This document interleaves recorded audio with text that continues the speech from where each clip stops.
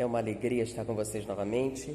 Então, nós vamos encerrar, né, a apresentação e vamos abrir para pergunta. Mas antes de a gente encerrar, vou perguntar do que nós falamos ontem, foi bastante coisa, tá? Alguém tem alguma dúvida? E ele esclarecer, mas a gente tem que continuar. Falei para vocês aproveitarem para pensar, a gente falou muito assunto, né? Do que foi que você falou? Eu falei das descobertas da psicologia aplicadas ao conhecimento da mente. E hoje a gente vai falar de espiritismo. Então, alguém tem alguma dúvida? Agora aí tem que ver como é que faz. Bom, então.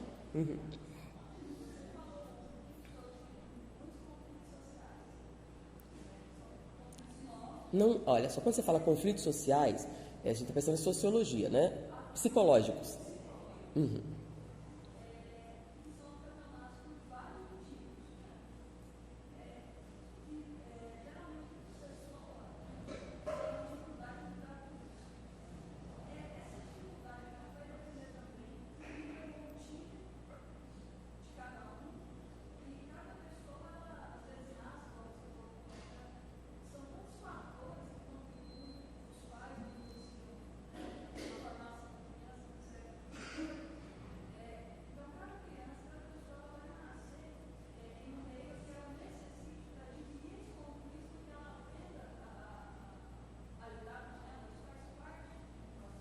Bom, como nós falamos, ontem nós estamos falando de psicologia. A psicologia não leva em consideração a reencarnação. Então, eu apresentei o quê? O que a psicologia fala, para a gente entender o que é que acontece com o ser humano adulto. Então, se você for uma psicóloga, ela não vai perguntar sobre sua vida passada. Então, ela vai trabalhar o quê? Sua relação com sua mãe, com seu pai, com seu meio social, se você tem algum trauma, se você tem alguma falha no seu desenvolvimento. A questão é, uma coisa que a psicologia e qualquer linha terapêutica fala é que o primeiro passo para a resolução de qualquer problema é admitir que tem um problema. Por exemplo, você não pode obrigar ninguém a fazer terapia, porque não vai funcionar. Por quê? Porque todos esses problemas podem existir, mas é uma questão de consciência que você tem dele. Qual é a base da psicoterapia? Admitir que tem um problema, trabalhar esse problema e superar esse problema. Então, por exemplo, se você tem um conflito da personalidade que está lhe causando uma neurose ou um transtorno comportamental, qual seria a terapia? Primeiro, procurar um terapeuta. Só isso já é o primeiro passo. É mais ou menos como os alcoólatras anônimos, né? Você vai para a reunião, então o primeiro passo é ficar em pé e dizer: eu, fulano, sou alcoólatra. Enquanto você achar que bebe socialmente, que você não tem nenhum problema, o que é que vai mudar? Então, quando você procura um terapeuta, você já entrou num estado propício à alteração. Porque alguém chega assim: eu tenho um problema. Já procurou ajuda? Não. Então, na verdade, sim, eu gosto de ter um problema, é uma maneira de eu ter simpatia das pessoas e eu adoro essa situação. Você está compreendendo? É bem diferente, olha só. Eu já procurei uma série de locais, procurei ajuda e não funcionou. Que sugestão você tem para mim? Quer ver uma outra diferente? Eu tenho depressão, tenho isso. Ok, já tentei tudo. Quando a pessoa fala assim, já tentei tudo. Ok, então só resta a morte. Talvez na próxima reencarnação você tenha mais sorte. Ou, dependendo de pessoa, ok, quer que eu chore por você? Porque olha só, se você já vem, já fiz tudo, o que você está dizendo? Não há nada que você possa dizer para mim que vá mudar isso. É um estado neurológico. Aí a gente está falando sobre já a neurolinguística. Eu sou doente. Pronto. É totalmente diferente, eu estou doente. Quando você diz que você está doente, o que é que você está fazendo? Você está dando a opção de alterar esse estado.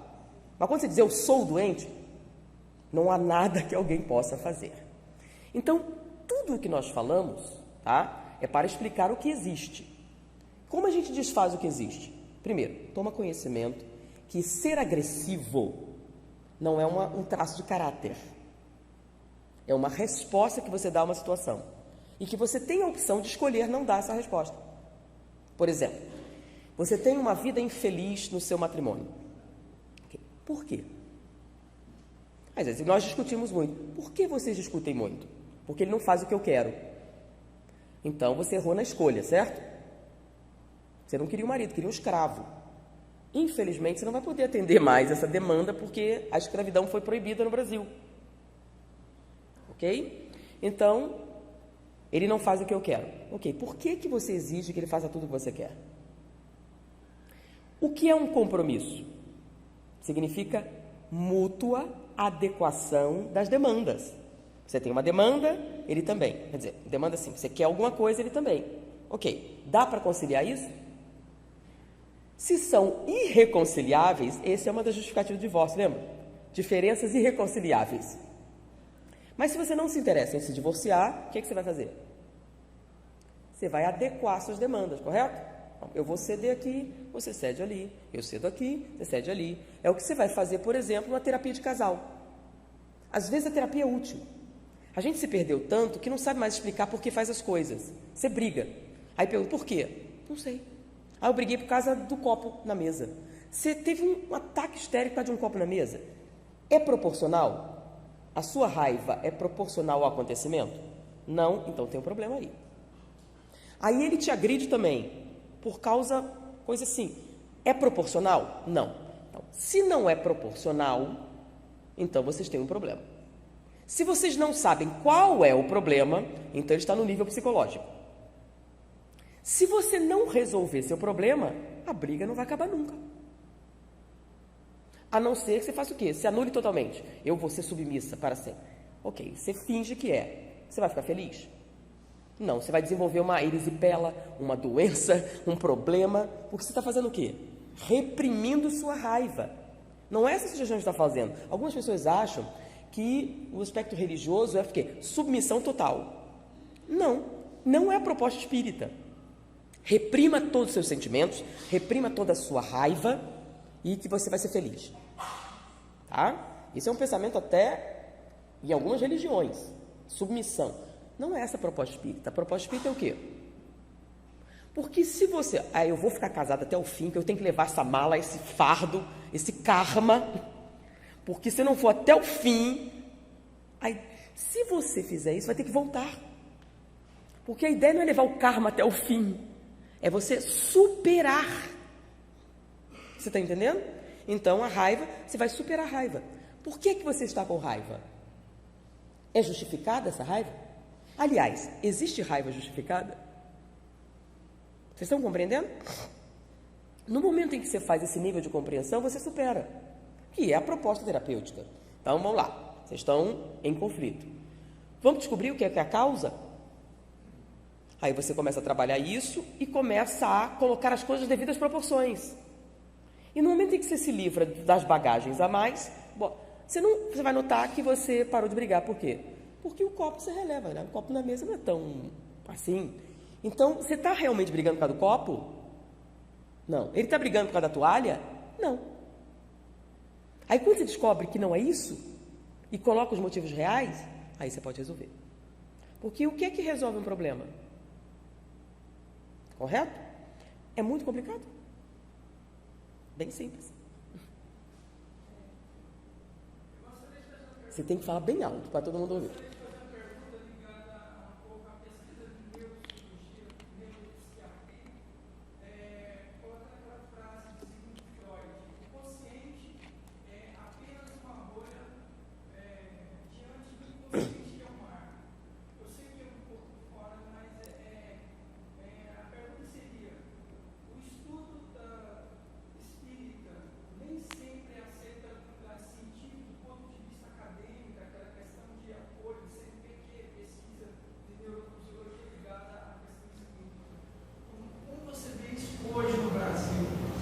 Então vamos decompor a pergunta.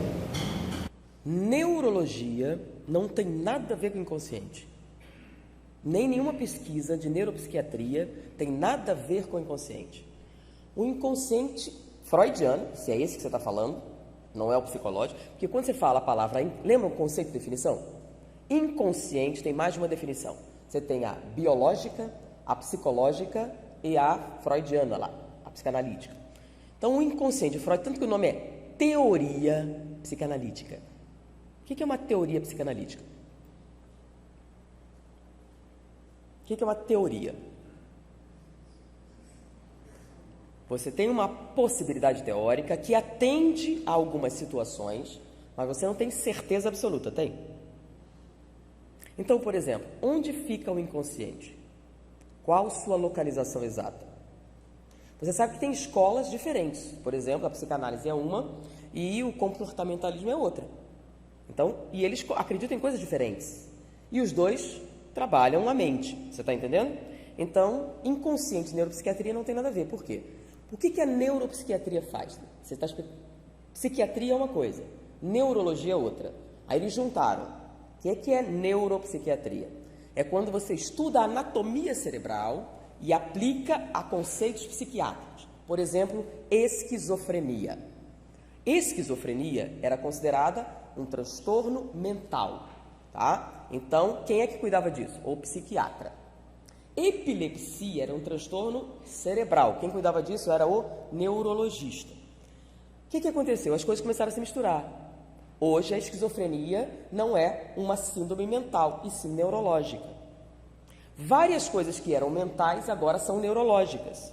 Por quê? Porque você trata o físico e conserta o troço. Então, o que era apenas comportamental, ou seja, de origem psicológica, de origem mental, passou a ser de origem física. Depressão pós-parto. Você teve um trauma de infância com a sua mãe ou com o seu pai e por isso você desenvolveu uma depressão? Não. Ela é de origem hormonal. Você toma medicação e conserta o problema. Existem depressões que são de origem mental, ou seja, psicológica? Sim. Você tem um conflito da personalidade que vem da infância, deu origem a um transtorno comportamental. Entenderam a diferença? Então, o que a neuropsiquiatria estuda? Ela estuda transtornos mentais objetivos que tenham uma raiz de natureza neurológica, neuropsiquiatria. Então, medicação, farmacologia faz parte desse universo. A psicologia estuda o desenvolvimento da mente normal. Então, você vai pegar a pessoa, o seu desenvolvimento, o que é que dá origem à personalidade, o que é que dá origem aos conflitos, tudo isso que a gente falou ontem, né? Todo esse desenvolvimento. E transtornos causados por esse desenvolvimento, e não por fatores neurológicos, lembra? Se bem que, como as descobertas da neurologia são novas, as coisas estão começando a fazer o quê? Lembra que a gente falou dos neurotransmissores? Porque a gente não sabe como os pensamentos se formam, como a emoção se forma. Lembra que são 72? A gente só sabe 11, mais ou menos. Certeza mesmo só tem de 7. E só tem tratamento para 3. Então, quer dizer, quantas possibilidades existem ainda para explicar determinados comportamentos anômalos? Ainda não tem. Mas os aspectos mentais justificam muito. Mas dentro da psicologia existem escolas diferentes. Bom, em qual escola você falou? Eu não falei de escola nenhuma. Eu falei da pesquisa em psicologia, que é chamada pesquisa de campo, em que você estuda a criança, estuda o desenvolvimento da criança, você estuda os aspectos diretos, que servem para todas as escolas. Bom, depois que você estudou isso, aí vem as escolas. Eu acho que a mente é fruto disso. Eu acho que a mente é fruto daquilo. Eu acho que a mente... Aí você tem escolas diferentes para tentar explicar por que você fica doente desse jeito. Ok? Então, essa parte que nós explicamos da psicologia é o paralelo entre biologia e comportamento. Então, por exemplo, frustração. A frustração, ela tem origem em uma coisa mental, correto? Mas frustração é uma coisa física. São substâncias que você derrama na corrente sanguínea, que podem ser medidas, que podem ser dimensionadas, e aí você pode usar numa pesquisa, como a gente fez. Nível de frustração, nível de resposta, ansiedade, todas essas coisas. Tudo serve para todo mundo. Então, os psicanalíticos, os behavioristas, qualquer um deles reconhecem essa parte básica da psicologia. Mas aí, você tem explicações diferentes sobre o que é a mente. Então, por exemplo, Freud, ele colocou o conceito de inconsciente, consciente, ego, superego, id, o conflito entre o id e o ego, que dá origem à sua mente. Tá? E a partir daí, os conflitos vão surgir. É a explicação psicanalítica. Os da Gestalt têm outro pensamento. Então, imagine que a criança é uma tábula rasa, as experiências preenchem você e as suas respostas psicológicas dependem das suas relações com o meio. Daí, comportamentalismo. Essa é uma outra teoria. Ele não acredita, por exemplo, no inconsciente, do ego, superego, etc. Tá bom? Então, você vai ter ideias diferentes. Então, você não pode juntar, por exemplo, o inconsciente freudiano com neurologia. Tá? Para juntar com neurologia, tem que dizer qual área do cérebro fica o inconsciente. Como ele funciona no cérebro? Tem uma região específica? Não. Então, ele ainda está no nível do quê? Do abstrato. Deu para entender? Não significa que a gente não possa trabalhar com esses conceitos. Bom, espiritismo. Então, neuropsiquiatria, psicanálise, espiritismo. Espiritismo, tá?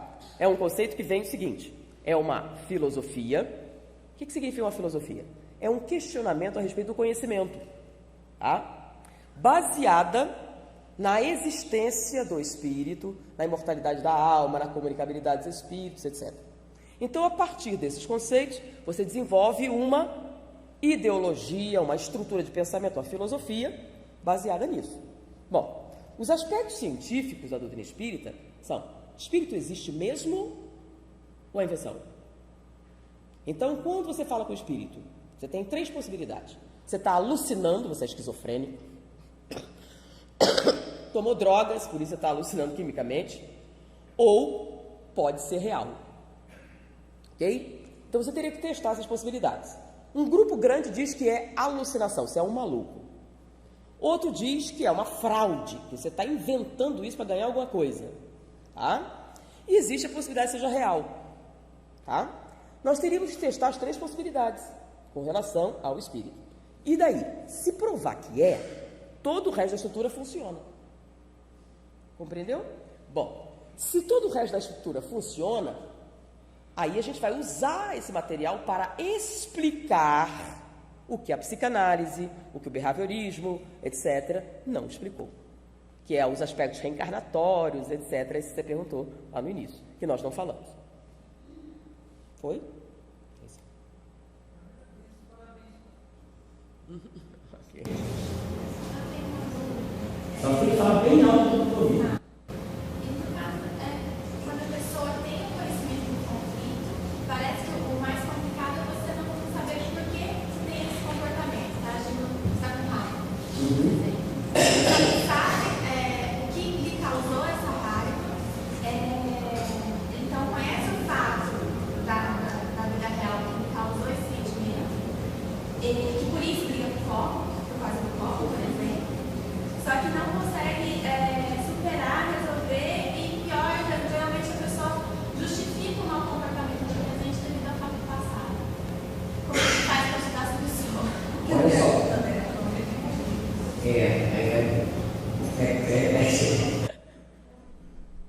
Acho que não está saindo. Agora foi. Agora foi. Não, eu perguntei, a pessoa que sabe, ela tem raiva hoje, no presente, sabe qual é a causa. Qual foi o conflito da realidade que lhe causou essa raiva. Que faz brigar com coisas bobas, por exemplo, o exemplo do copo que a Anete falou. Só que não consegue resolver e ainda por cima justifica o comportamento, o mau comportamento do presente por causa desse fato do passado. Como ajudar essa pessoa? Por isso, exatamente por essa pergunta, nós colocamos bem no início do seminário esse texto. As pessoas não são o que parecem, não são como deveriam ser, não são como gostaríamos que fossem, são exatamente como são. E não há nada que você possa fazer a respeito. Você não pode mudar outra pessoa. Ah, mas é meu filho e eu o amo. Ok, é seu filho e você o ama. Tá? Como é que você faz para mudar ele? Você pode penetrar na mente dele? Se você fizer lavagem cerebral, vai prestar? Condicionamento, tipo Pavlov. Tá? Você usa castigos físicos e mentais para obter uma determinada resposta automática. Vai funcionar? Tá? Você pode condicionar uma pessoa. Tá? você pega lá um babilônio de 3.000 anos atrás e treina ele como um gentleman inglês. Então ele vai saber usar garfo e faca, aqueles copos todos, vai fazer tudo aquilo. Ele vai deixar de ser um babilônio de 3.000 anos?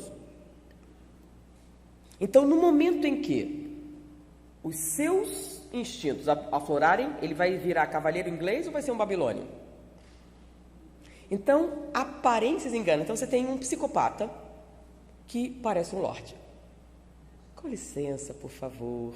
Você pode sentar aqui, eu vou lhe matar, mas eu peço desculpa de antemão por qualquer sofrimento que possa vir. Muda a essência? Não. Então, as pessoas são o que são. Elas só mudam a si mesmas. Você só pode mudar você. Mas isso significa que nós não podemos influenciar outra pessoa? Não.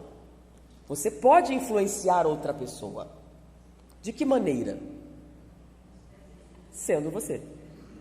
Tá? Falando. Então, é seu filho.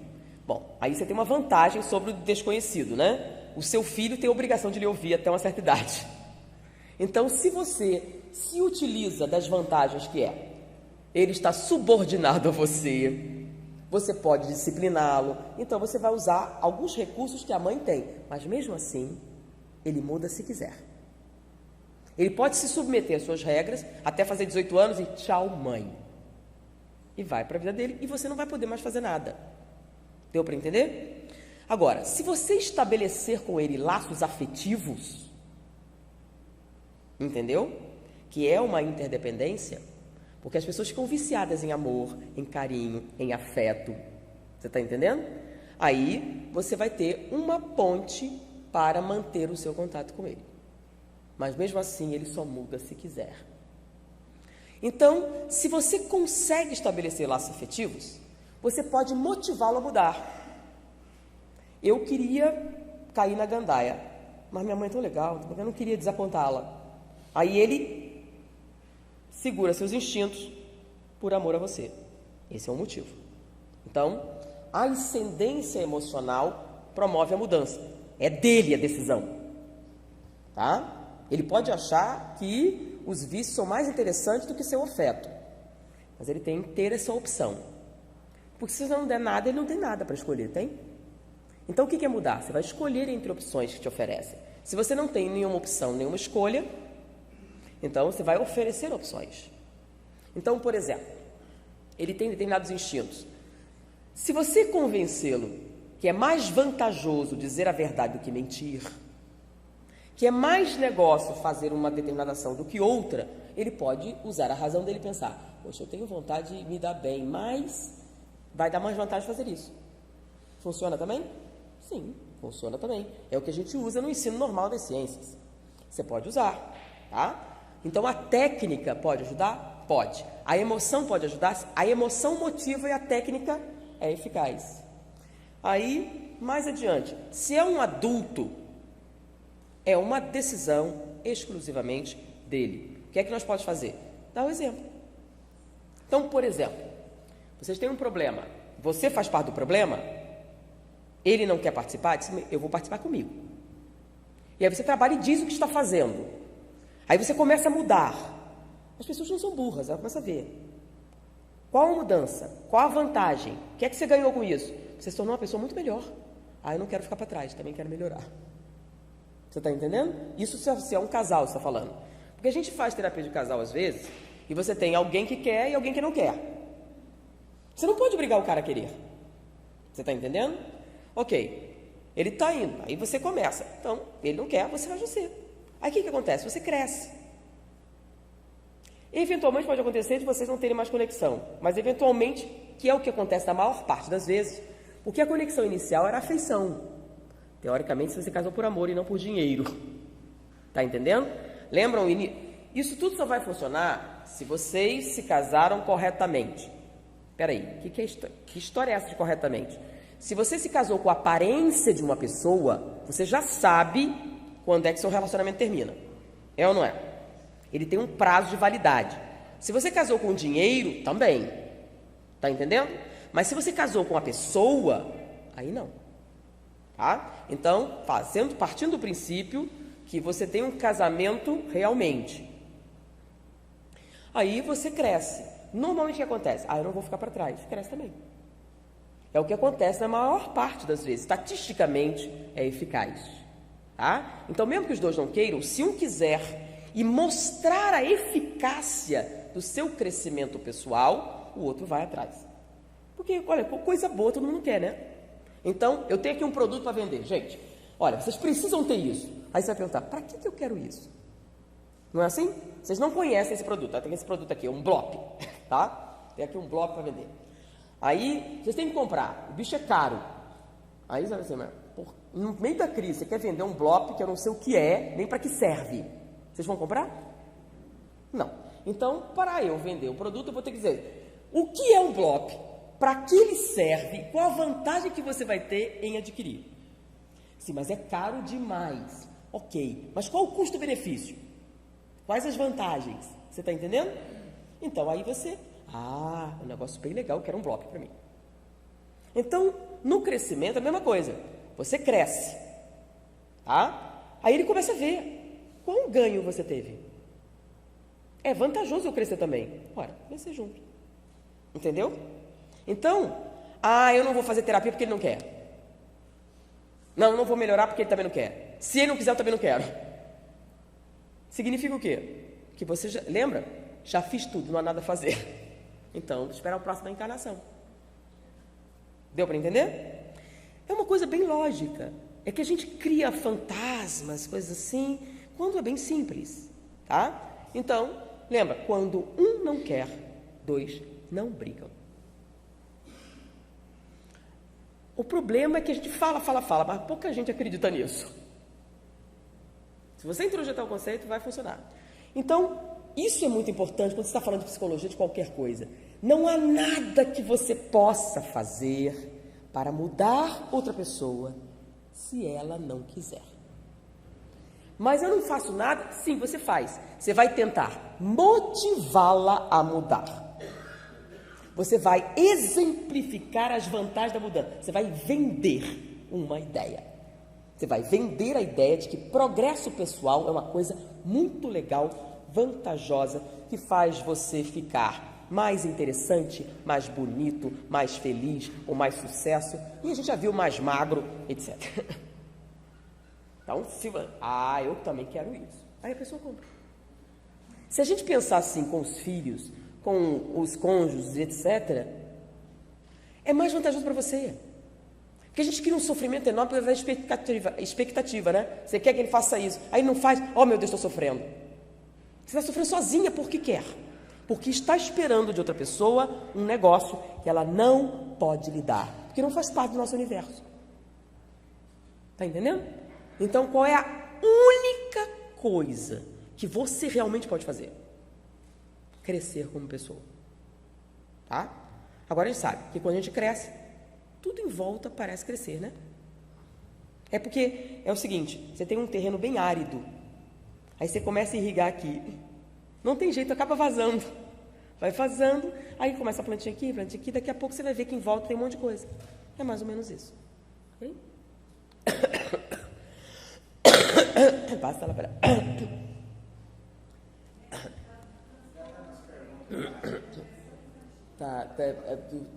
de ontem. Depressão infantil.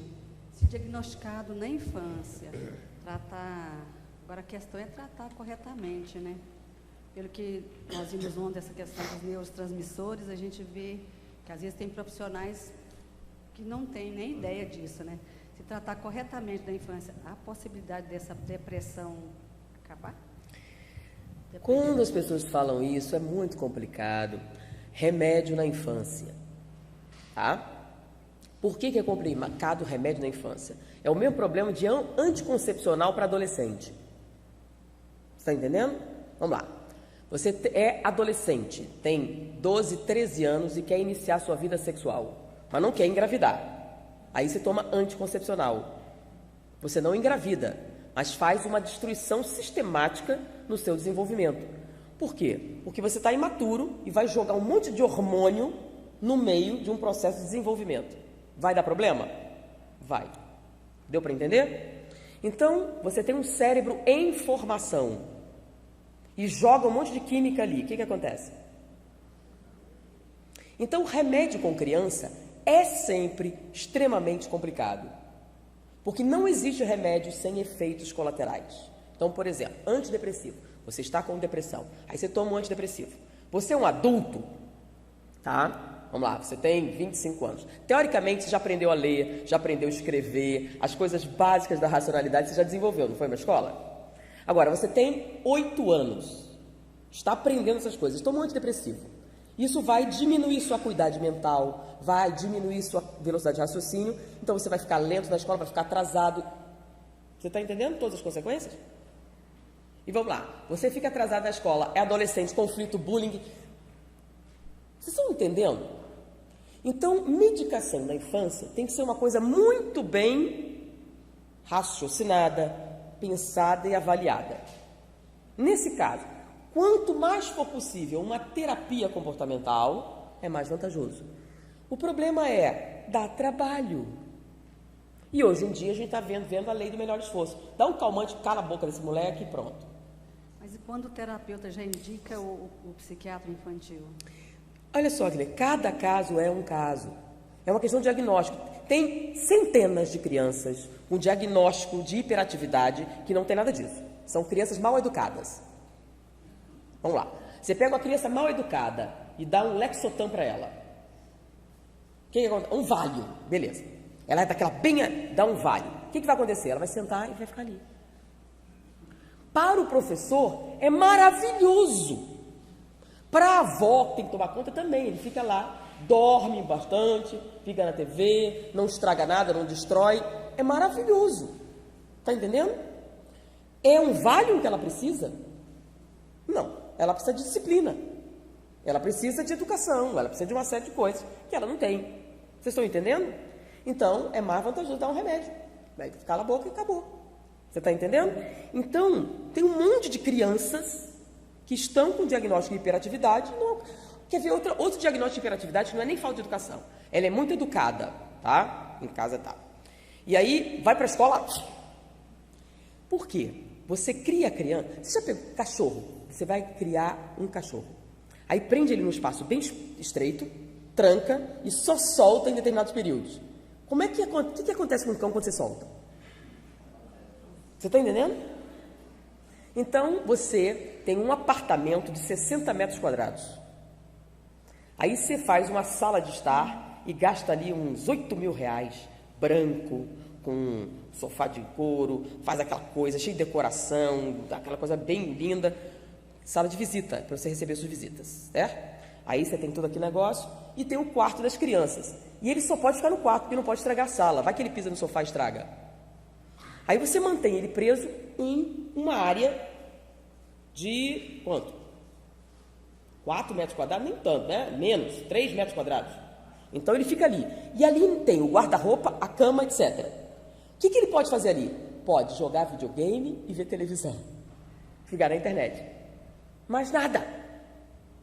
Ah, mas tem o playground. Você solta ele no playground quando quiser. Não, você mora... E nem todo mundo tem playground. Deu para entender? Então, você solta ele onde? Na escola. Entendeu? Você solta ele na escola. O que acontece quando você solta ele na escola? Ah, ele é indisciplinado, ele é isso, ele é aquilo. Que, na verdade, não é nem uma criança mal educada, é uma criança reprimida.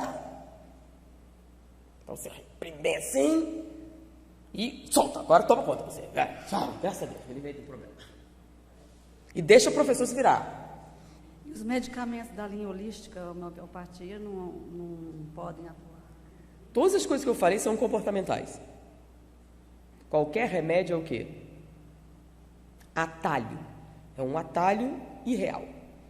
Quando é que a gente dá remédio? Quando você tem um diagnóstico preciso e a pessoa tem... E outra coisa, déficit de atenção, etc. Você dá... Hoje a gente tem diagnóstico neurológico, tá? Já tem diagnóstico neurológico.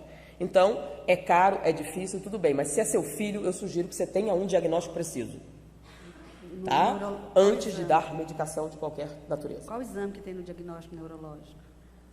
Olha só, você vai fazer uma ressonância funcional, você vai fazer vários exames para confirmar isso. Não dê medicação para o seu filho antes de confirmar, tá?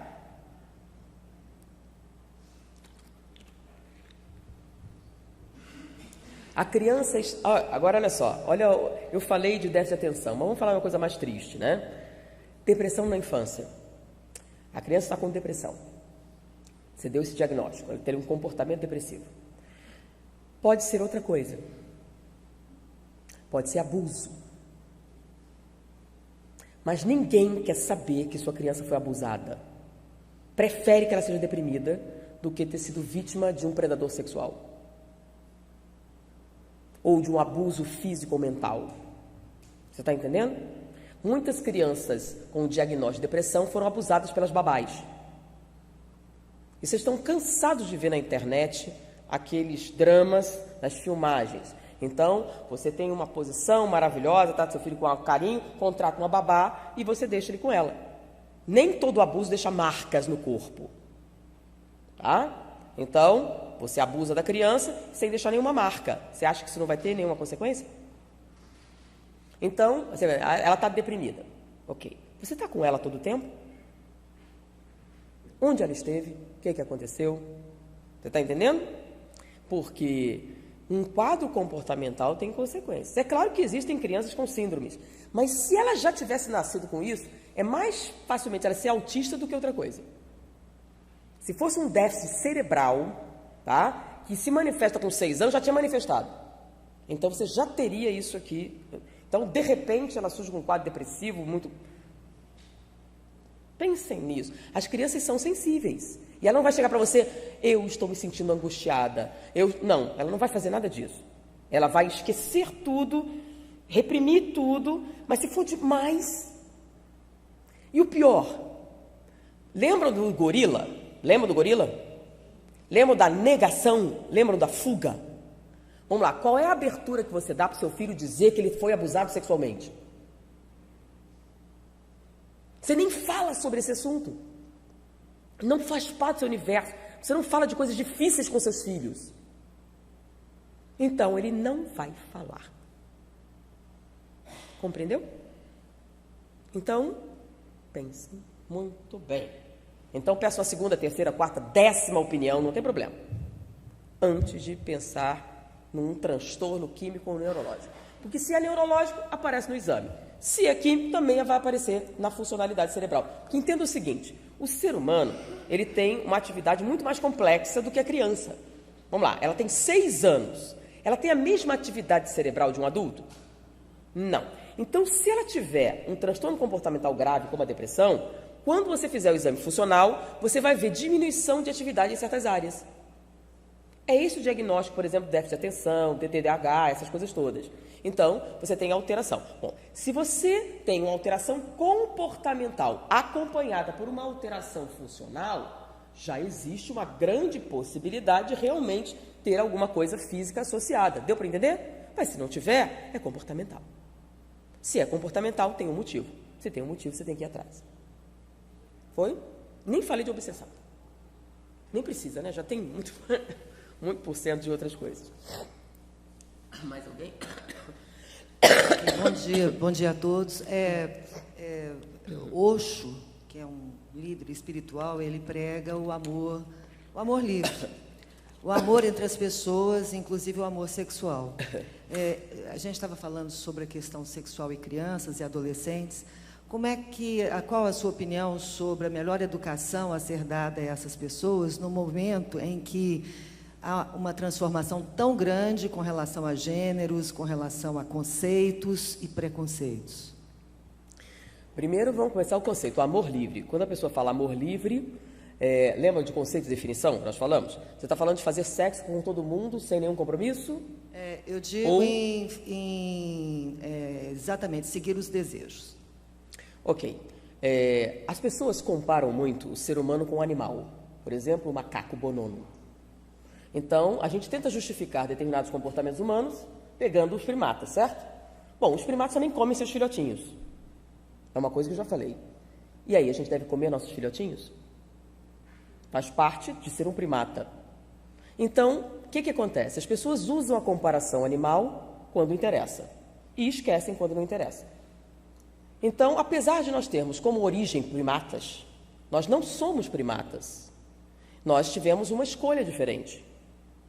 Então, nós queremos lutar hoje pelo direito de sermos gorilas. O que é o direito de ser um gorila? Ou seja, eu quero viver apenas para satisfazer minha fome, meu desejo sexual, minha vontade de dormir. Comer, dormir e procriar. Que é mais ou menos o que um boi faz. Então, nós queremos lutar desesperadamente para sermos gorilas? O que é que faz com que nós sejamos diferentes de um gorila? É justamente o lobo frontal. E o lobo frontal não tem nenhum envolvimento, como, por exemplo, desejos sexuais, desejo de comida, desejo de dormir, nada disso. E é justamente a vantagem evolucionária que o ser humano adquiriu, a tal da consciência de si mesmo. E nessa consciência de si mesmo começou a perguntar: por que eu existo? Qual a minha função? O que é que eu estou fazendo aqui? Por que eu sofro? Por que pessoas morrem? Tudo isso o gorila não pergunta. Tá? Nós perguntamos. E no momento em que nós começamos a nos perguntar, uma pergunta foi: é só isso? É só isso que tem? Não tem mais nada. E não foi suficiente. Então, procriar, a gente procria desde sempre. Desde gorilas. Então, os gorilas, o sexo é livre. Tá? Não há nenhuma limitação. São gorilas. O único objetivo é a procriação e o prazer. Que gorila também tem prazer. Então é só isso. Não há mais nada além disso. É viver pelo seu estômago. Vamos reduzir ao estômago, né? A fome. Fome de sensação física, fome de tudo. Então, reduzir o seu estômago. No momento que se desenvolveu o lobo frontal e o futuro surgiu, você começa a questionar. Não tem mais nada? Você começa a ansiar por coisas diferentes. Por conexão afetiva. Sexual já tem. Você quer alguma coisa a mais. Você quer uma conexão afetiva.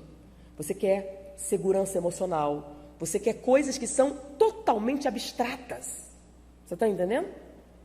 Então, é tudo muito abstrato. Dentre essas relações, entra lealdade. É um anseio básico, importante, né? O que diabo é lealdade? É você ter certeza que você pode contar com o apoio emocional de outra pessoa. Então a gente começa achando que, porque é seu pai, sua mãe, seu irmão tem uma ligação consanguínea, a lealdade é automática. E aí descobre que não é. Isso é um choque terrível que você tem. Porque você achava que a consanguinidade garantia isso para você. E aí você tem aquele choque terrível, não garante. Aí você procura, bom, se não é a consanguinidade, seria uma identidade? Aí você corre atrás dessa identidade. Será que você vai me dar isso? Será que você vai me dar isso? E a gente se desaponta terrivelmente. Mas às vezes se encontra. Você encontra alguém. Mas o ser humano, em sua fase infantil, é bem egoísta, né? Faz parte. Eu quero só para mim. O que é o egoísmo? Primeiro eu, depois os meus, aos outros nada. A gente quer comer o bolo todo, né? Então a gente come e... não vou dar para ninguém, pode ser que eu tenha mais fome daqui a pouco, eu quero guardar mais. Aí entra a exclusividade, é um desejo humano. Então você quer essa lealdade só para você. E você acha isso importante, porque você acha que isso sedimenta suas relações. Então, lealdade, fidelidade e esses outros conceitos são conceitos humanos. Tá? E eu noto que as pessoas estão lutando terrivelmente para serem gorilas. Eu acho gorila bonito no zoológico. Eu não quero ser um gorila. Eu quero ser medida da cabeça para cima, que é o pensamento de Ouspensky. Tá? Ele diz que nós podemos dividir os homens em homens fisiológicos, os que vivem para comer, dormir e procriar. Homens psicológicos, são aqueles que vivem pelas suas ideias. Então, eles abrem mão de comer, dormir e procriar por um ideal. Por exemplo, ciência. Por exemplo, a matemática. Por exemplo, a biologia. Aí alguns se perguntam, né? O homem fisiológico, como é que alguém pode abrir mão de uma mulher gostosa para estudar matemática? E a gente fica assim, meu Deus, como é que pode? Eu não faria isso. Sim, você não faria, mas tem gente que faz. Sacrifica a própria vida, quando injeta nele mesmo um vírus, para ver quais são os resultados. Só que você não faz, mas se beneficia dos resultados.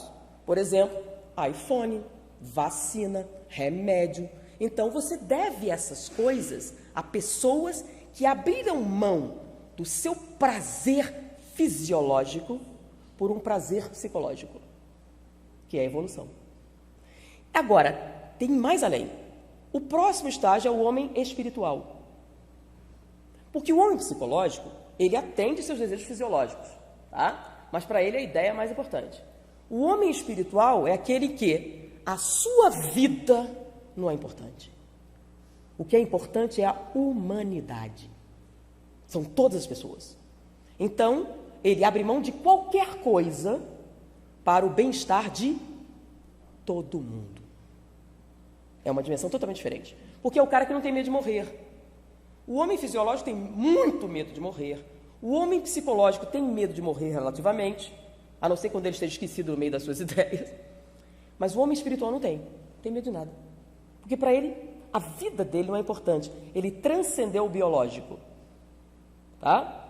Então, eu não quero ser um gorila. Eu quero ser alguma coisa a mais. Transcender. Então, é o que eu penso a respeito de algumas discussões. Eu coloquei o sexo não com relação ao fisiológico apenas, mas com relação à energia. Há uma energia cósmica de imensa força e que muitas pessoas não têm o alcance disso e usam de forma errada, apenas fisiológica. Mas eu coloco o sexo assim como o Osho coloca, a questão da energia. Ok. Algumas pessoas, mas o máximo das pessoas mesmo é trocas de fluidos, relaxamento biológico, relaxou os músculos e foi. E nós podemos botar aí 80% da população. E eu estou sendo bastante, assim, progressista nisso. Então, você não tem quando você aluga uma prostituta na rua, você não tem nenhum interesse em conexões emocionais. Tá? Quando você vai numa festa e dorme com várias pessoas, você não tem nenhum interesse. Aliás, até tem. Né? Segundo o Viktor Frankl, existe um déficit, é uma outra escola terapêutica, que ele diz que a causa do sofrimento não é a repressão sexual, como diz Freud, não é o comportamento, não é isso, é a falta de um sentido para a vida.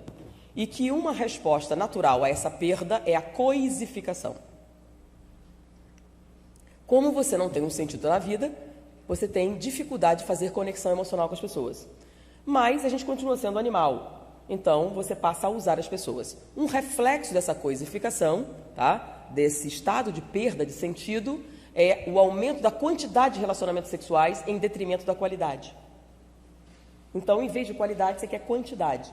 Mas para ter a quantidade, você vai ter que coisificar a pessoa. Porque para você usar a mulher como um objeto, você tem que coisificá-la. Então, ela não pode ter nome, ela não pode ter sentimentos, ela não pode ter um status social, ela não pode ter um status familiar. Então, se você pensar em sua mãe, sua irmã, ou alguém, você não vai poder usar. Então, o que você faz? Distancia e coisifica. Quando você coisifica, pode usar, como quiser. E aí você acha que consegue saciar essa falta de conexão. Como não faz, aí você vem os aditivos. Drogas, bebida, qualquer tipo de subterfúgio que te faça fugir desse vazio existencial, que normalmente leva à morte. E esse estudo que ele fez foi baseado no seguinte: ele esteve em Auschwitz, perdeu toda a sua família em Auschwitz, né? E lá em Auschwitz, ele encontrou pessoas que tiraram dela tudo, a identidade, era um número, e elas lutavam desesperadamente pela sobrevivência, o que é impressionante. Aí ele saiu de Auschwitz e se tornou professor em Yale. E lá em Yale, que é considerado que é a elite americana, né? Presidente, etc., aquela coisa toda, uma quantidade enorme de jovens promissores, jovens, belos, fortes, ricos, se suicidando. Aí ficou impressionado, como é que pode? Uma pessoa que não tem nada, nenhum motivo, e luta para a sobrevivência, e esse que tem tudo se mata. Ele achou um fenômeno tão estranho que resolveu estudar. E foi daí que surgiu a logoterapia, que é a terapia do sentido. Se tirar o seu sentido, mesmo que você tenha todo o prazer, você se mata. Por quê? Porque nós não somos orangotangos. Então não basta saciar seu estômago. Depois, se seu estômago estiver saciado, você quer saciar amanhã. Depois, se estiver garantido amanhã, você vai querer pão e circo. Depois do circo, você vai querer alguma coisa a mais, até o momento em que é só isso. Essa coisa do sentido. É meio espiritual, né? Porém, estatisticamente, funciona. Logoterapia.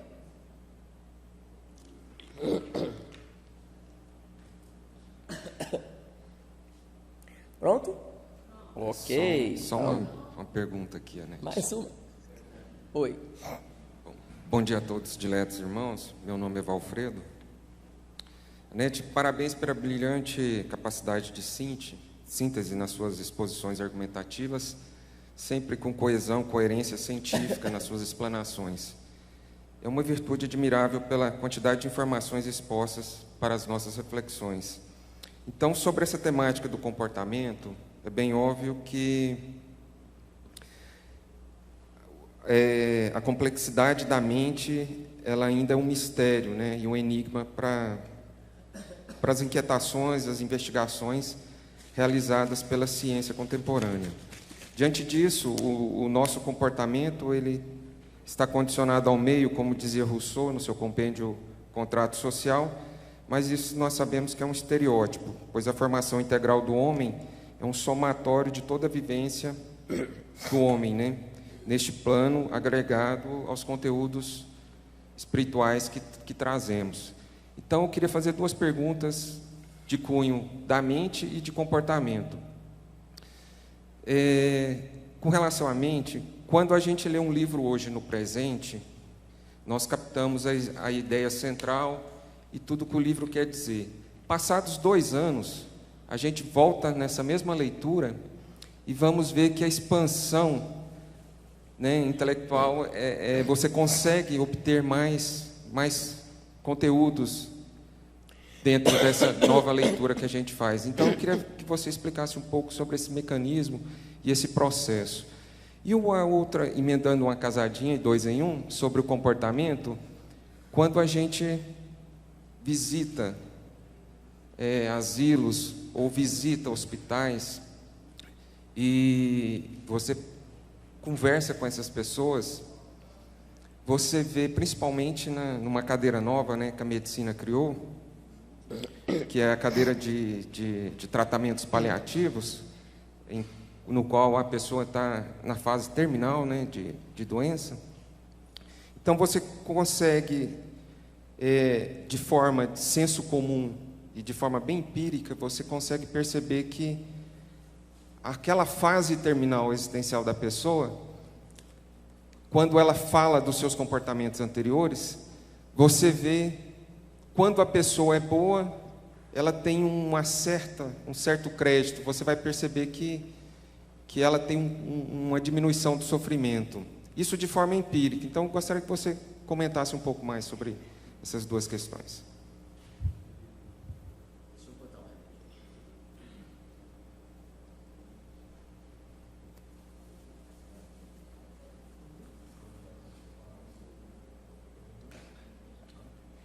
Bom, primeiro vamos decompor, né? A primeira parte até dá para responder, a segunda parte é outro seminário.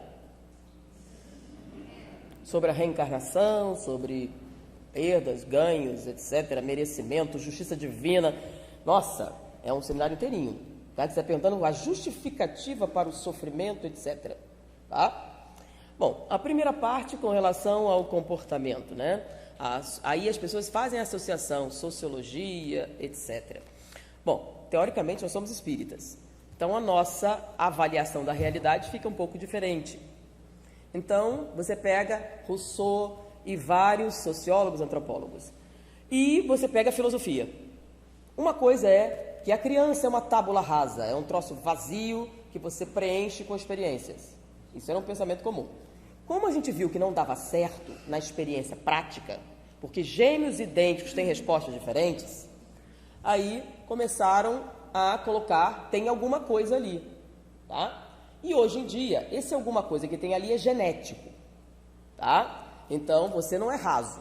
Então, você nasce vazio, as experiências vão criar respostas, Porém, algumas já são pré-programadas. Por exemplo, você tem uma tendência natural a ter déficit de serotonina. Então, você seria geneticamente programado para ser infelizinho. Tá? Ou você tem na sua genealogia uma produção maior de dopamina, você tem tendência a ser um líder. Tá? E isso seria uma coisa genética. Porém, a expressividade... Aí, como é que eles explicam quando não dá certo? A expressividade genética vai depender do meio ambiente, a exposição, a alimentação, etc. E aí ele consegue um leque de variáveis bem legal para tentar explicar a variedade do comportamento humano.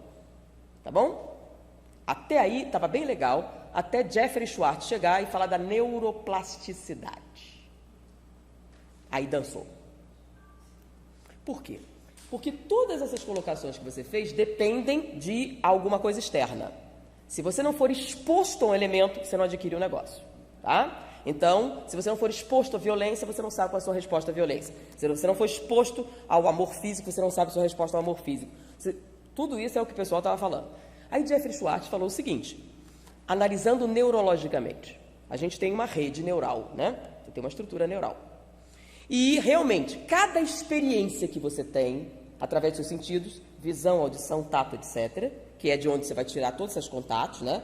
Porque o contato que eu vou ter com você, como é que eu vou ter? Se eu for cego, surdo, mudo e tetraplégico, eu não vou ter contato com ninguém. Correto? Então, vai vir das minhas experiências sensoriais. Cada experiência sensorial produz uma alteração neurológica. Beleza, até aí a gente concordava. Foi aí que ele descobriu a neuroplasticidade autodirigida. Sabe o que é isso? Significa o seguinte, você pode mudar se quiser. E não tem nada a ver com a experiência externa. É tipo assim, sua vida é uma porcaria, você está ferrado, segundo, tem todos esses conflitos, você trouxe tudo que... Digamos que você tem todos. Aí você para. Eu não gosto do jeito que eu sou. Eu não gosto da minha vida. Eu quero ser diferente. Aí você cria uma diferença mentalmente, fortalece esse vínculo, planeja bem direitinho, e aí suas conexões mudam. E magicamente você é diferente. E isso não é fruto de nenhuma experiência externa. Só que isso não é uma teoria, tá? Isso é um fato. E a partir desse fato, ele conseguiu algo inusitado, que é curar pessoas com transtorno obsessivo-compulsivo, que era um transtorno incurável. E ele conseguiu, alterando estruturas cerebrais. A partir daí, começaram a estudar as redes neurais e uma série de outras coisas. Então, vou dar um exemplo legal para vocês. Né? A gente falou bastante de psicologia e tal. Eu ia encerrar com um pensamento espírita, mas eu vou encerrar de uma outra maneira. O que é, na verdade, a psicologia e a mente? Tá? Porque a gente não pode ver. Você só vai ver o que a pessoa sai. E você tem que entender que a expressividade é a sua fala. As palavras são o que, exatamente? Um símbolo e um signo. Por exemplo, a palavra garrafa. A palavra garrafa é o símbolo para essa coisa aqui da realidade. Então, quando você fala garrafa, é isso. Quando você fala a palavra pai, é gênero masculino que contribui com o material genético na procriação. Entenderam perfeitamente? E é isso. Porém, se eu perguntar o que significa pai para você? Ou quando eu falo a palavra pai, você pensa em segurança, ele pensa em medo, ela pensa em violência, ele pensa em terror? Ou seja, a mesma palavra não tem o mesmo significado para todo mundo. Então, as palavras são usadas em dois sentidos. Um para simbolizar coisas que existem e a outra para representar suas emoções. Então, a gente sabe que existem palavras de poder. O que são palavras de poder? Palavras que têm uma alta carga emocional, que vão ter respostas diferentes para cada pessoa. No momento que você escolhe essas palavras, você já está expondo o seu interior. Mas só de falar você não vai saber. Você vai saber quando você constrói a frase, que tem uma estrutura, que é o seu pensamento. Então, quando você estuda português, a estrutura da frase é uma representação da estrutura do seu pensamento. Né? Então, você tem o sujeito, você tem o verbo e você tem o complemento. Não é isso?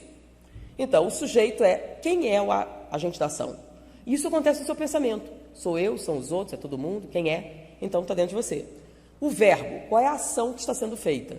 E qual é o complemento? O complemento é o seguinte, é a coisa dos substantivos e adjetivos, né? Substantivo é uma coisa concreta e adjetivo é uma qualificação, tá?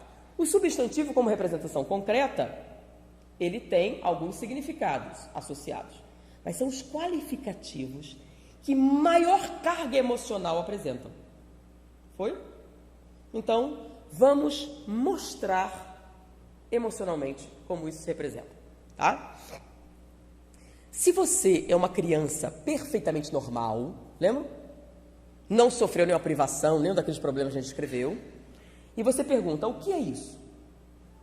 Ela vai dizer, isso é uma cadeira. Gostou da cadeira? Gostei, um azul bonito. Quando ela fala, ela descreve exatamente o que está vendo e o que está sentindo. Porque os gorilas não fazem parte da sua existência ainda. Lembram? No momento que os gorilas começam a entrar na sua existência, ela faz assim, o que é isso? O que é que você quer que eu diga? Se eu disser, você vai gostar de mim ou não? Devo dizer exatamente o que eu sinto ou não devo? O que é que eu faço agora? Será que ela vai me bater? Será que não? Será que... O gorila entrou. No momento que o gorila entrou, você não vai dizer exatamente o que está vendo ou sentindo, porque você não sabe qual é a receptividade. Aí, nesse momento, você começa a mudar seu discurso. E qual é o sentimento? Dá para ver na fala. Vamos dar um exemplo. Eu vou exagerar um pouquinho, tá? Para a pessoa evidenciar isso. Tem gente que fala mais ou menos assim. Nossa, a cadeira é tão fofinha, tão docinha, lindinha. Nossa, esse azulzinho tão bonitinho, tão fresquinho, tão docinho. Beijinhos coloridos para vocês. Vamos analisar a estrutura desse discurso. Você tem uma predominância absoluta de adjetivo, né? Para cada substantivo você tem 10, 20 adjetivos. É tudo fofinho, bonitinho, coloridinho, lindinho, docinho. É porque não é o meu, então é meio difícil para mim. Então, bota trocentos. O que é que significa? Vamos traduzir emocionalmente. Por favor, gosta de mim. Por favor, eu preciso tanto que você goste de mim. Por favor, o que eu posso fazer para agradar você? Fofa, lindinha, docinha, gostosinha. Por favor. Então, no seu discurso, sem querer, você está passando sua carência afetiva. Porque num discurso natural, você tem um equilíbrio entre substantivos e adjetivos. Se você suprimir, por exemplo, os pronomes. A Nete é uma pessoa assim, assim, assim, ela é assim, é assim. Eu não consigo falar eu. São nós, todos eles. Eu tenho um problema de identidade. Então, outra situação. Vamos pegar o oposto, né? Você tem um funcionário e ele faz serviço, aí ele chega e você pergunta, como foi? Troquei a válvula. Sim, mas como é que foi o negócio? Ué, entrei e troquei a válvula. Sim, mas o que é que o cliente achou? Como é que foi o negócio? Ué, estava a válvula quebrada, eu entrei e troquei. Sim, mas o que é que você sentiu? Nada, estava quente. Você está entendendo? É o oposto. Ele não tem nenhum adjetivo.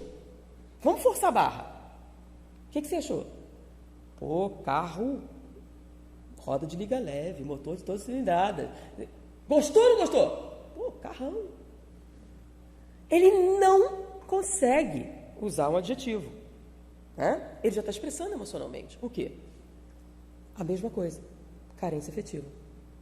Você nunca vai ter a chance de machucar. Eu nunca vou me expor o suficiente para que você me machuque. Jamais você vai ter a chance de fazer isso comigo. Então, quanto menos eu expor, melhor. Os dois são carentes. Mesmo que se expressem de maneira diferente. Tá? E assim a estrutura do discurso vai representar o quê? O seu estado emocional. É assim que a gente faz teste de sanidade, gente. Porque eu não posso ler sua mente. Então, eu vou analisar as suas palavras de poder, o seu discurso, a estrutura. Então, você sofreu um acidente de automóvel e bateu a cabeça, chegou no hospital. E aí, tem lá, aí alguém, uma papeleta, eu pergunto, qual o seu nome? Eu quero confirmar se é o paciente certo? Não, teoricamente, se não for o certo, o problema é da enfermeira, né? Qual o seu nome? Você sabe onde está? Você sabe como chegou aqui? Você sabe que dia é hoje? E eu faço várias perguntas. Se você responder tudo certo, eu vou escrever paciente lote, lúcido, orientado no tempo e no espaço. Por quê? Porque o pensamento, ele tem cronologia, ele tem estrutura, ele tem várias coisas. Se eu tiver qualquer alteração, eu posso analisar, é uma alteração neurológica ou é mental.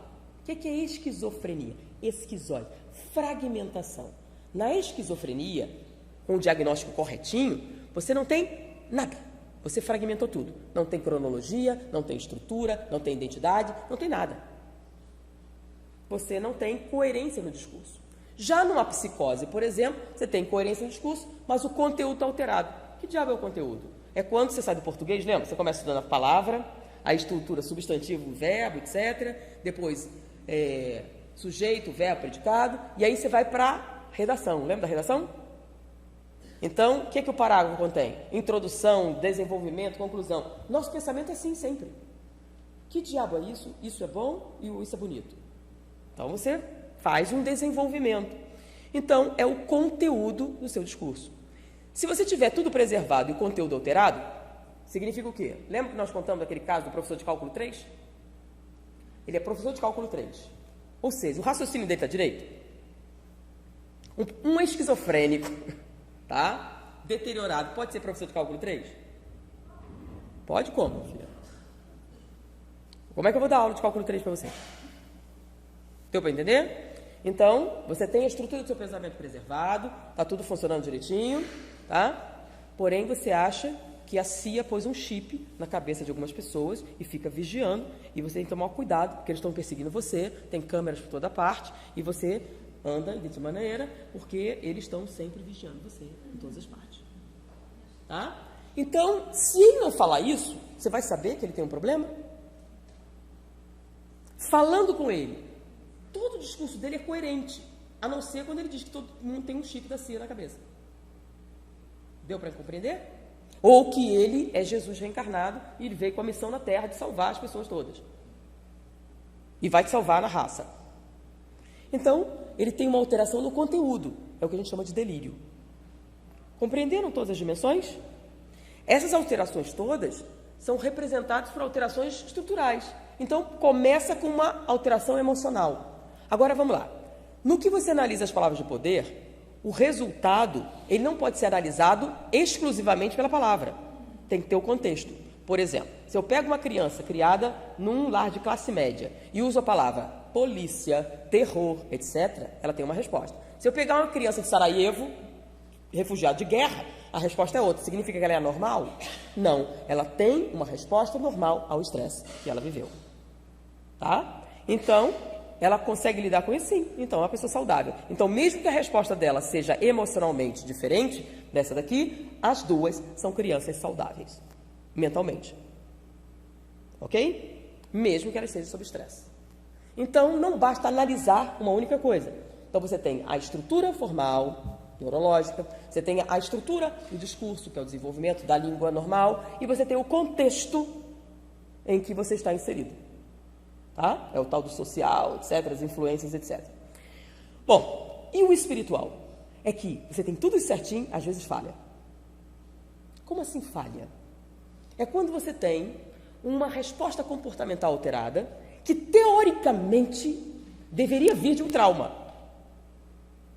Medo do escuro, medo de lugares fechados, determinadas fobias clássicas, objetivas, e que toda a estatística da pesquisa mostra que vem de um trauma. E você não tem trauma nenhum. Nunca ficou preso no lugar fechado, você não tem nenhuma alteração de discurso, não tem nada. Tá? Seu discurso está preservadinho, você não tem nenhuma alteração emocional, respostinha legal, bonitinha, a não ser quando você é confrontado com uma determinada situação. Aí você pira de vez. Mas não pode. Não pode. Não dá. Da onde veio isso? Lugar nenhum. Neurológico? O que é? Por quê? Porque se você tem uma fobia, e essa fobia é fruto de um trauma presente, o seu discurso vai ter alteração. Então eu posso ver. Não, você tem uma fobia séria, intensa, mas seu discurso não tem nenhuma alteração. O que significa? O seu presente não é a causa. Por quê? Seu papai e sua mãe foram bonzinhos, sua professora foi maravilhosa, você aprendeu tudo direitinho, você, hoje, essa personalidade é perfeitamente normal. Mas você morreu num bunking lá, enterrado, alguma coisa assim, e isso ficou, cristalizou e está vazando na sua personalidade atual. Deu para entender? Então você vai ter um sintoma clássico, sem nenhum tipo de história antecedente.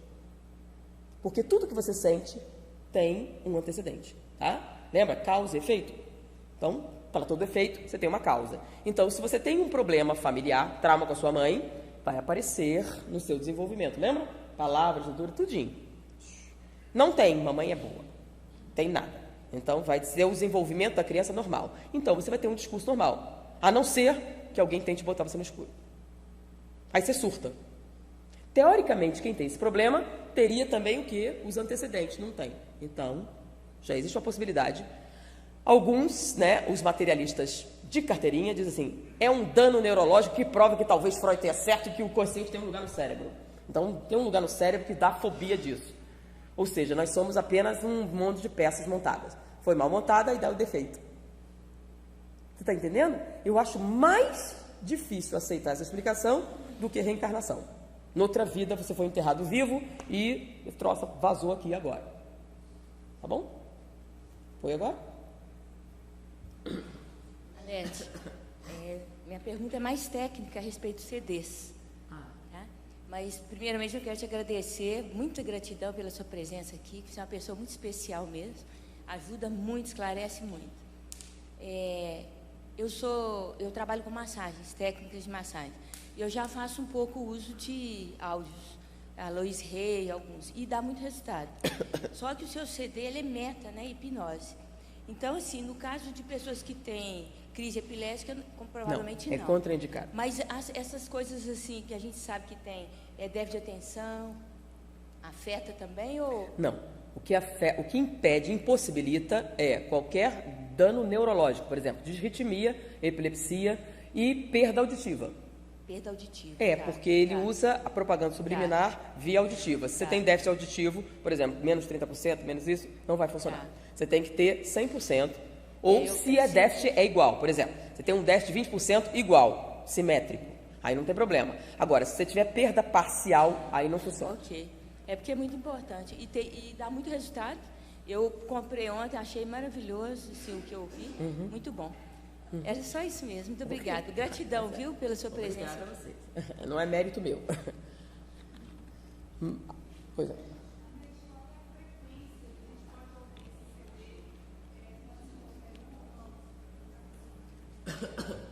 Olha só, o que é frequência sonora? O cérebro, ele tem pulso, certo? Biorritmos. Ele descobriu que determinadas frequências produzem determinados estados. Por exemplo, o estado de atenção, tá? Você está prestando atenção. Eu estou vendo, ouvindo, etc. Se eu procurar o traçado eletroencefalográfico, eu vou ver ondas beta, que é a onda da atenção. Quando você tem a introspecção, está pensando, aprendendo, são ondas alfa. Então, tem vários tipos de onda. Então, nós temos predominância de várias. O que a gente sabe é que determinadas coisas que você faz têm um biorritmo específico. O que são frequências? Nós podemos induzir você a uma frequência usando qualquer coisa que seja rítmica. Então, se eu pegar uma batucada aqui, Olodum. Bom, eu não gosto de samba. Aí o Olodum começa a bater. Daqui a pouco você está acompanhando a batida, mesmo que você não goste da música. Por quê? Entrou na tua cabeça. Tá? É uma frequência. Eu posso usar outra coisa. Em vez de som, posso usar luzes piscantes. Você não lembra daquele negócio, teve um programa no Japão que induziu criança a epilepsia? Que era um bonequinho que piscava. Daqui a pouco a criança teve ataque epilético. Então eu posso induzir você a um ataque epilético usando luzes pulsantes. Tá? Eu posso usar a vibração, por exemplo, aquelas cadeiras que vibram. Tá? Qualquer uma dessas fontes pode levar você a copiar esse estado. Então, se eu pegar um estado, por exemplo, receptivo, e usar luzes piscantes, frequências, não sei o que, várias coisas, o cérebro imita. E lembrem-se, uma coisa que eu falei para vocês, condicionamento. Tá? O que é o condicionamento?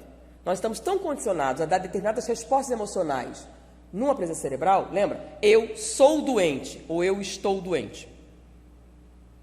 Isso muda tudo para você. Por quê? Nós estamos tão condicionados às respostas automáticas que o que você fala é o que você é. Tá? Você falar diferente causa um nível de estresse tão grande que dá um transtorno. quando você finge demais ser o que não é. Lembra que nós falamos sobre isso? Então, a frequência tem a capacidade de fazer isso. Tá? Então, quando você bota uma frequência que induza você a um alfa, você vai ficar mais introspectivo. Se seu objetivo é estudar, você vai estudar melhor. Tá? Se seu objetivo é dormir, pode botar você para dormir com luzinhas. Eu boto luzinha, boto um negócio aqui, daqui a pouco você apaga, querendo ou não querendo. Por quê? Você não está acostumado a lutar com impulsos que vêm de dentro para fora. Tá bom? Não significa que seja impossível, você pode treinar. Se você treinar, aí não faz diferença nenhuma. Tá? Então, é isso que a frequência faz. Agora, vamos lá. Pessoas ansiosas. O que acontece com a pessoa ansiosa? Ou a pessoa estressada? Vamos lá, pessoa estressada. Você está trabalhando numa empresa. Seu chefe te odeia. Seus colegas te perseguem. É um ambiente hostil.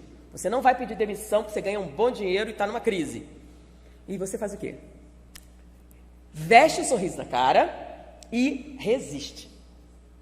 É uma coisa fácil de fazer? Você pode fazer isso? Pode. Você pode ignorar os insultos, você pode ignorar tudo, só que isso tem um preço, tá?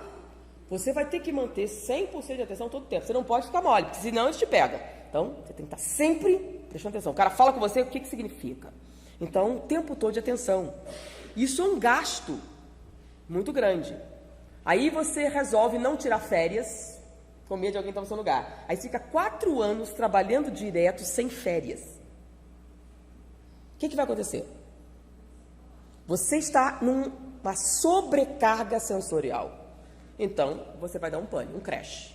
E os sintomas são fadiga, controle muscular, angústia respiratória, tudo isso. São os mesmos sintomas da ansiedade, mesminho da ansiedade. Tá? Aí você vai no médico, você está ansiosa, vou te dar um Lexotan. E você não melhora. Por quê? Porque não é ansiedade, é estresse. Estresse tem os mesmos sintomas, mas causas diferentes. O que é que cura o estresse? Férias. Ou então trocar de emprego. Entendeu? Então, você vai ter que ter um momento para você relaxar. Então, você vai ter que aprender. Saiu do trabalho, vai fazer alguma coisa para tirar essa carga toda de você, para você poder manter um nível de saúde. É que nem você está tendo um trabalho insalubre. Tá bom? Então, se você tem um trabalho insalubre e tem consciência disso, você tem que fazer o contrário. Então, se você trabalha com material contaminado, o que você tem que fazer? Se limpar muito bem. A higiene tem que ser essencial. Descontaminação, vacina, etc. Não faz parte do seu trabalho? Se você trabalha com graxa, você vai ter que ter um sabão especial para tirar a graxa. Se você trabalha num ambiente hostil, você também vai ter que fazer alguma coisa que os outros não precisam fazer. Enquanto o outro vai em casa, chega, oi, tudo bem? Você tem que sair do trabalho, deixa eu relaxar, meditar, esvaziar a mente, fazer alguma coisa para compensar isso. Foi? Isso.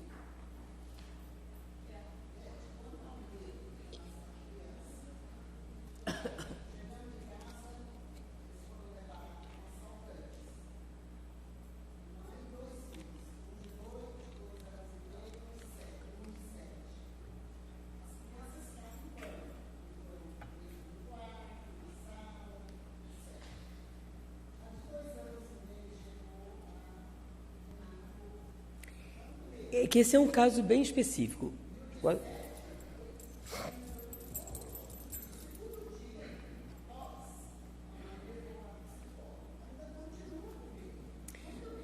Filhinha, olha só.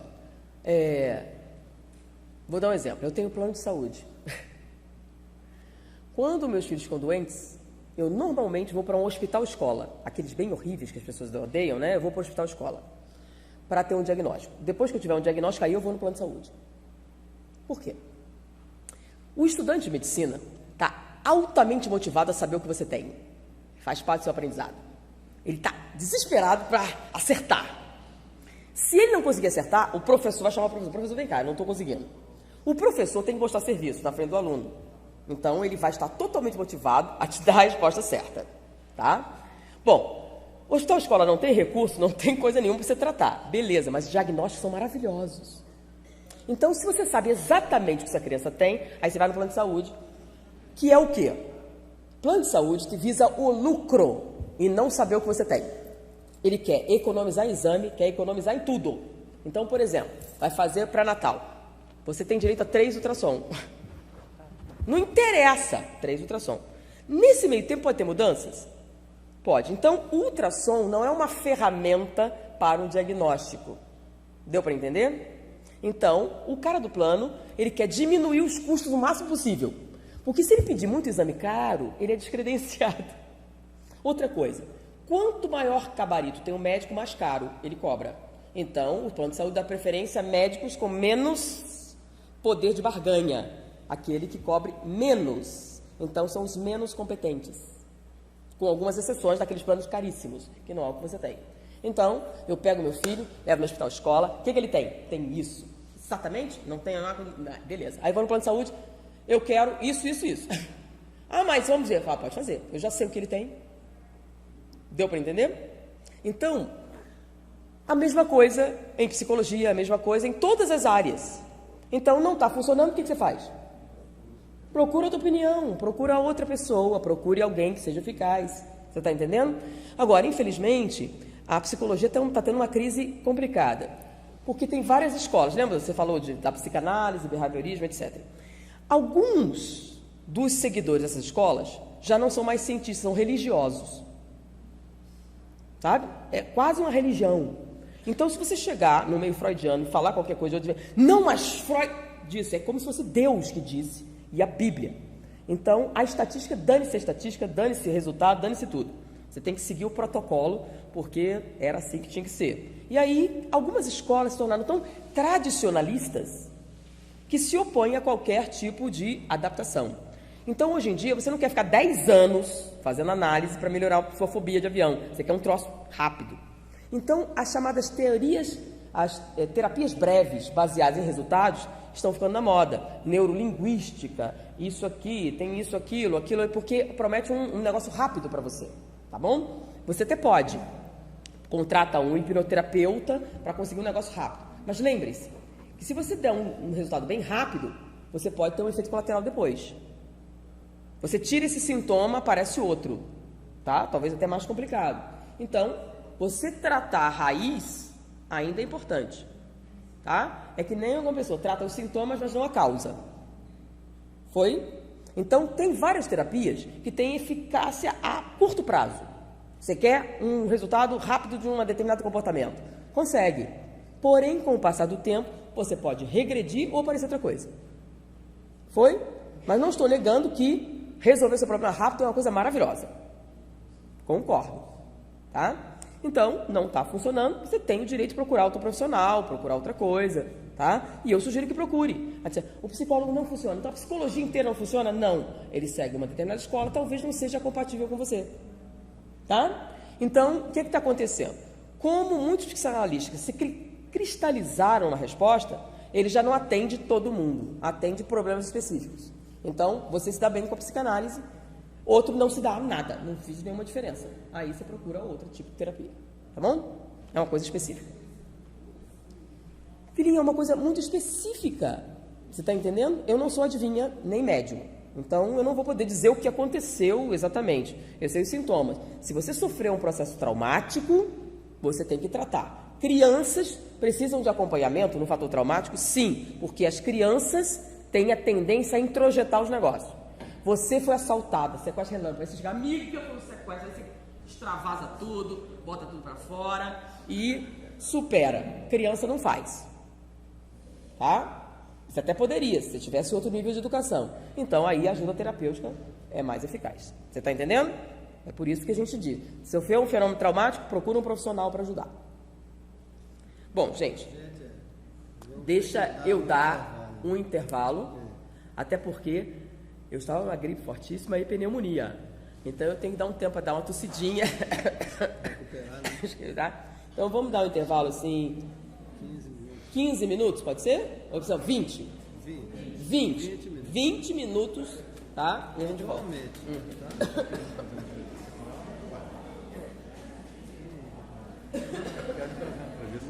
Porque a Silvinha quer tirar umas dúvidas. Ele está sabendo já que nós vamos fazer a reunião agora no intervalo. Ele até falou que era no estúdio. Aí quer fazer ali na sala do Senac? Não, nós queremos gravar. Não, lá em cima. Lá em cima. Ela quer gravar, mas como? Não tem problema não. subir, não. O problema dela é o estado dela. Que ela tá. Mas lá ela gostou. E aí são coisas, fala com ela, ela não é nada.